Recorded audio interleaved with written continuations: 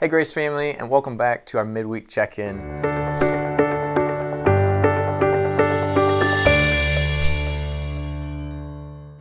So last Sunday, we were right in the middle of our genre of Thanksgiving. We looked at our second chapter of the genre of Thanksgiving and wound up in Psalm chapter 116. And one of the things that I encouraged us to do was to look at verse 7 and to memorize that whole idea where it says, "Return, O my soul, to your rest, for the Lord has dealt bountifully with you." And the goal wasn't to just memorize it, but to live within that. And so for the midweek check-in, I'm just going to live on that verse and continue to encourage you in that, to memorize it and live within it, so that no matter what you're already experiencing this week, even moment by moment and day by day, dozens of times, you take that opportunity and speak that gospel truth to yourself, whatever circumstance it is, good, bad, anything in between, that we can say, "Return, O my soul, to your rest, for the Lord has dealt bountifully with you."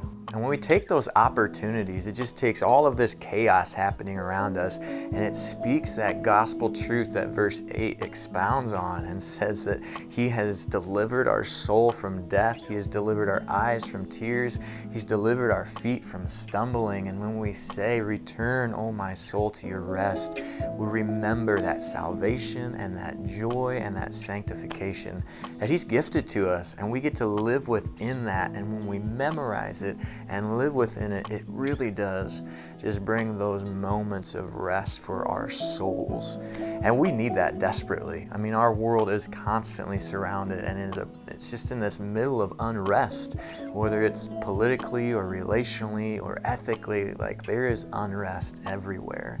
So to have a God who is good and is on His throne and has delivered us and has promised us, even in the chaos and brokenness of this world, rest for our souls, we would be fools to not take Him up on that. So I just want to encourage you in that. Memorize it, live within it, and enjoy the rest that we can have in our promise because of how great He is. So continue that on and work through that, apply that each and every day this week. Looking ahead at this next Sunday, we're going to have kind of our third week within the genre of Thanksgiving, and with that, we're going to have more of an interactive Sunday with that.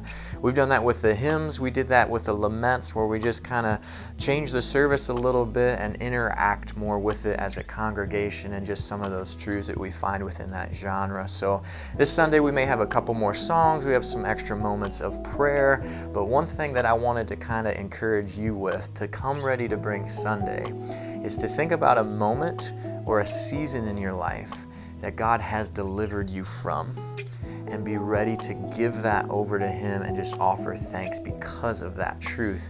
That's what these Psalms of Thanksgiving are all about. They remember hard moments in our lives and see how God has carried us through, how God has taught us in the middle of those, how He has just brought deliverance through that. So if you've experienced that recently, or if you can look back through your life, bring a moment, have that on your mind, and bring it Sunday, and we're going to interact with that a little bit and turn that over to a moment of Thanksgiving as well.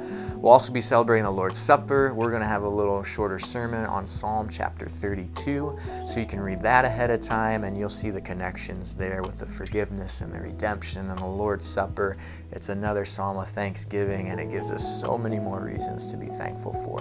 So a lot going on this week, a lot to look forward to come Sunday, and in the middle of it all, say to yourself over and over and over again, "Return, O my soul, to your rest, for the Lord has dealt bountifully with you." And so bring that, let that fuel you for your worship each and every day. Bring that Sunday, and we'll enjoy giving thanks to Him together as a church. So you have a great week, and we'll see you back here Sunday morning at 9 a.m.